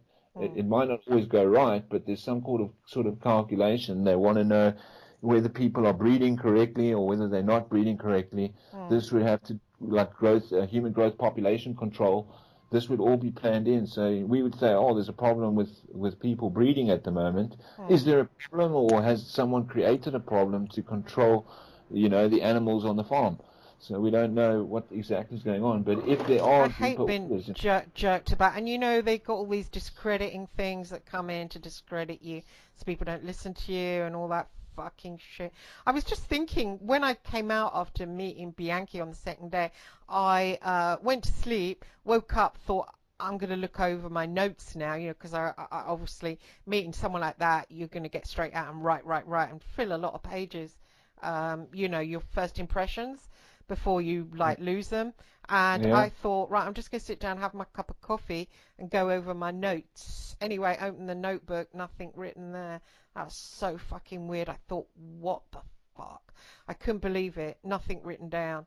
And did I recall lots? No, I didn't really. Yeah, no, you can totally get stuck. I mean, a lot of the time when you're dealing with, it depends on what mood you're in. If you're not in the right mood and you get psychically attacked, you can't recall anything properly, and your Mm, organization goes all over the place. mm, You can be in a real mess, which is why you have to be sort of well grounded and mm. and almost become very simple and be happy with Yeah. the simplicity of your life. and Because if it and gets, and and watch yeah, being targeted as well, because there's these people that seem to like be little bots for dark energy. They come at you, there's the trolling, or they come at you and they smear you and all that, and it's just like really tiring, and it means that your life isn't a proper. I mean, I live in poverty. I live somewhere that I'm not secure, and it's like not right. Do you know what I mean? Someone with my intelligence, I've worked all my life. It's like, what the fuck is going on? You could argue that it's yeah. God doing it to test you and all that. I mean, maybe it is. I mean, is there just a dark side? Have we not got a good entity that gives a shit about us? I mean, there must be a good entity out there. And I've Yeah, certainly no, felt that entity. I also wonder about this. The good. There is sort of you definitely. I believe in polarity, so I believe there obviously is. If there is evil, that almost proves that there is a good. But it feels to me sometimes that we are so embubbled by a dark energy, that what we call God or good is not able to reach us because Yes. we're stuck in a Yes. bubble. Yes. So, but I do think that God is aware, and Yeah. eventually the bubble does pop, and Yeah. that's where you get more influence. But the law, some sort of logic in polarity, sort of explains that if you have got one, you got the other. But we somehow are in a bubble where God can't reach us totally. Mm. And that explains why there is a lot more darkness around. It's definitely easier to prove evil than it is good Mm. because it's so prevalent all over the place. I mean, you Mm. see the state of the world, it's totally fucked. But Yeah. it basically makes me think that we are in some kind of bubble, whether it's natural or artificial. Could be artificial, Mm. but we're in a space where we're not totally reachable by the light or the good or whatever Mm. you want to call it. We're not totally reachable, so it's hard to experience it. And that's why faith is so important and It belief. is. Faith You is have, important.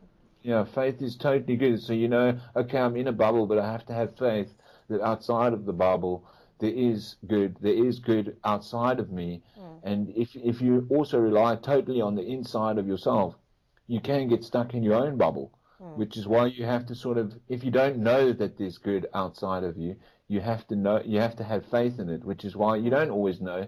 There's sometimes it feels like we're in a totally dark world and it's totally Mm. evil, Mm. but the only thing that can keep you going is the faith that there is other people, there is lights out there, Mm. there is goodness outside of me. It's just not that you can't know it totally in a sense of knowledge, but you have faith that it's there, and then every now and again you come across it, and that builds your faith. Mm. Mm. Yeah, faith is really important, and I think maybe interacting with entities. I think we've been told by the church, don't do it, don't do it. I mean, I can do it, and I still have that Catholic programming. Is this bad? You Yeah, shouldn't be it doing depends it. on which church. I mean, the church is always a strange topic because different churches will tell you different things, and they're all. That's why I find some churches are totally literal, and they take the Bible to a literal level. Then you do Mm. get churches that are more open-minded. Mm. So it's hard for me to just attack the church as Mm. a Oh, I thing. I just mean, meant the Vatican. I meant those motherfuckers. I mean, yeah, I grew up in yeah, in their kids' home, and I just think that they pushed me into a life that was like this. I yeah. do. Yeah, Catholic, Roman Catholic, and the Vatican and stuff like that's a totally. I'm not Catholic, but I was brought up in some spiritual Christianity movement, and so I know a little bit about looking at the Bible and stuff from a metaphorical point of view or an allegorical point of view. But I know they take it very literally, and they take it as a history book. So if you are reading the Bible as a history book, and you're also enforcing punishment, and there's a lot more laws that the Vatican and the Catholics have that normal Christianity doesn't have. So I wouldn't fall in line with that because I don't like being totally restricted. They're supposed to be guarding you from Mm. these energies. Um, yeah, so I would have problems with a lot of churches, but not all of them. But probably the majority of them, I probably Mm. would have a problem with because of the way that they want to control you. Yeah, it's bullshit. The way, yeah, being controlled mentally is almost as bad as being controlled physically. So you want to be able to explore. We want to be explorers. We don't really want to be bad. We Mm. want to be good, but we want to explore and we want to have an adventure. And we don't want people telling us you can't go into that room. And we Mm. need if we can't go into that room, we need a very good reason, or we need to be shown directly why we can't go in there. And it can't just be you're not allowed in there because you're a little girl or a little Mm. boy, and this is sometimes Well, the situation. there's so many good things you can read. I mean, I did some psalm praying, when I was stuck homeless, and God pretty much came through for me just reading out these certain psalms. I mean, they've got such power in them. And there's a book I was reading the other day, the Sefer HaRizem, and that has just got amazing writings. It's Angel Raziel speaking. It's not the Sefer Raziel, it's the Sefer HaRizem, and it's really, really old, and it's an angel speaking about the different encampments, and it's so beautiful. And we never really get taught any of this. There's Yeah, no like yeah, spiritual that's some of the places. most interesting parts of once you know the basic story of the Bible, and whether you take it literally or I take it metaphorically. With the literal, I'm sure that some of it is literally true, and there is some kind of historical trace that you can find.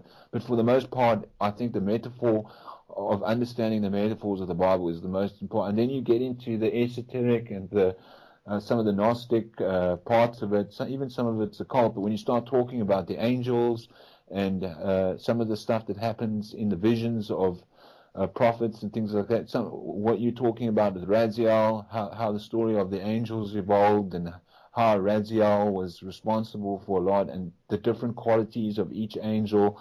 Raziel is usually one of the angels that's sent out to bring you knowledge that's being. I mean, I think Raziel was the angel that in the Garden of Eve, Adam and Eve were kind of pushed aside and told to leave the garden, and he's the angel that brought back the book that was taken. The other angels actually took the book away and cast it into the ocean, into the deepest parts of the ocean, and God, instead of Raziel actually supposedly broke the law of the heavens when he went against the other angels and went and got the book and gave it back. So he's one of the guys that was responsible for giving you information, and God, instead of being angry with Raziel, actually said, that's very good of you. So he almost big upped Raziel for even disobeying the other angels. So this is an angel that you can call upon to bring you hidden information. Uh, I've also sort of been totally interested in Raziel because I've heard that name a lot in some of my experiences. Oh, But he's you a should read the Sefer Harazim. I mean, it's really good. Yeah, no, well, I would like to. I read a lot of stuff like that. Some of the Jewish literature. I mean, they talk about. I was specifically interested in Raziel because of his naughty nature. He had a sort of naughty nature, and I think in Jewish you'd call it the Yetzer Hara. The Hmm. Yetzer Hara is sort of a spirit or a breath that God gave to Adam and Eve, which is sort of a naughty spirit, which allows that if you are going to come into contact with a negative energy, it allows you to mimic that energy. So it's not a totally, it's a naughty spirit. So it can be naughty, but some of the naughtiness can, like obviously Eve was also naughty. It's like some kind of naughtiness that can end up being good in the end, you know, Hmm. Hmm. which I find quite interesting. It's like obviously the fact that naughtiness and disobeyal, if someone disobeys you, like apparently the original Adam was given the spirit so that if Eve was ever led into the darkness or led to be a sinner, that he would purposely follow her. He was supposed to always follow. So he would take the dark path, and that would be part of. He would always follow, and it's like you would go into the darkest places, Hmm. even if it was naughty. There was always going to be someone that followed you because that spirit was specifically created that way. It was Hmm. made not to always follow orders. It Hmm. was made to break orders sometimes for the greater good. And Hmm. I think that the original creator probably was aware that this kind of energy, sometimes you don't follow orders, sometimes you break orders, Hmm. and it may seem bad on the surface, but Hmm. underneath it ends up working for a greater good. Exactly, exactly. I just looked at the time and I've realized I've got to take my son to get something to eat. Shall we stop here? Yeah, I guess we can. I mean, we've had a Okay, good. excellent. Yeah, we can Okay, finish them all we're next still time. going to be recorded because I'm no good at editing, so anything you say will be put out there. um, yeah. So, okay, so we'll end the show. Thank you very much for listening. This is a show in between shows, and it didn't go out live on Revolution Radio, but I'm going to put it on YouTube, probably straight away, actually, before I lose it and while I'm thinking.